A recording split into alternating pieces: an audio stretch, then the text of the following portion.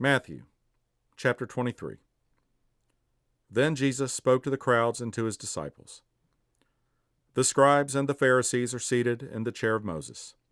Therefore do whatever they tell you and observe it. But don't do what they do, because they don't practice what they teach.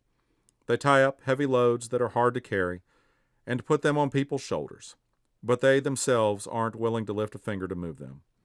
They do everything to be seen by others. They enlarge their phylacteries and lengthen their tassels. They love the place of honor at banquets, the front seats in the synagogues, greetings in the marketplaces, and to be called rabbi by people. But you are not to be called rabbi, because you have one teacher, and you are all brothers and sisters.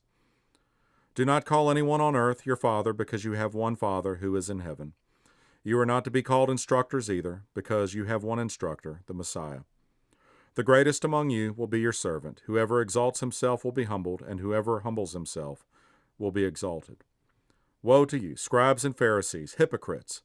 You shut the door of the kingdom of heaven in people's faces, for you don't go in, and you don't allow those entering to go in. Woe to you, scribes and Pharisees, hypocrites! You travel over land and sea to make one convert, and when he becomes one, you make him twice as fit for hell as you are.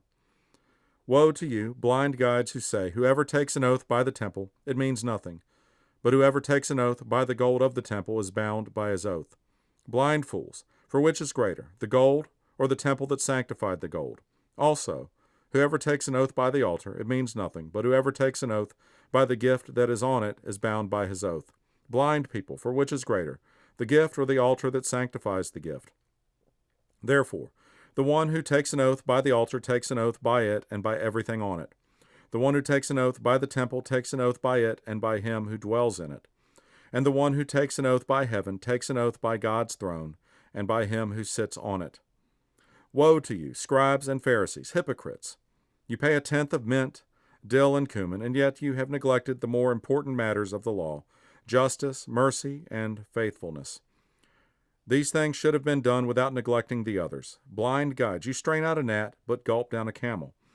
Woe to you, scribes and Pharisees, hypocrites! You clean the outside of the cup and dish, but inside they are full of greed and self-indulgence.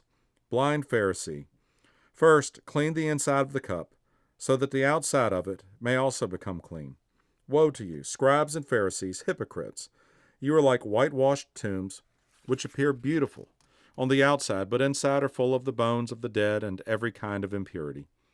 In the same way, on the outside you seem righteous to people, but inside you are full of hypocrisy and lawlessness. Woe to you, scribes and Pharisees, hypocrites! You build the tombs of the prophets and decorate the graves of the righteous, and you say, if we had lived in the days of our ancestors, we wouldn't have taken part with them in shedding the prophets' blood. So you testify against yourselves that you are descendants of those who murdered the prophets. Fill up, then, the measure of your ancestors' sins. Snakes, brood of vipers, how can you escape being condemned to hell? This is why I am sending you prophets, sages, and scribes. Some of them you will kill and crucify, and some of them you will flog in your synagogues and pursue from town to town. So all the righteous blood shed on the earth will be charged to you, from the blood of righteous Abel to the blood of Zechariah, son of Berechiah, whom you murdered between the sanctuary and the altar. Truly I tell you, all these things will come on this generation. Jerusalem, Jerusalem, who kills the prophets and stones those who are sent to her. How often I wanted to gather your children together, as a hen gathers her chicks under her wings. But you were not willing. See, your house is left to you desolate. For I tell you, you will not see me again until you say, Blessed is he who comes in the name of the Lord.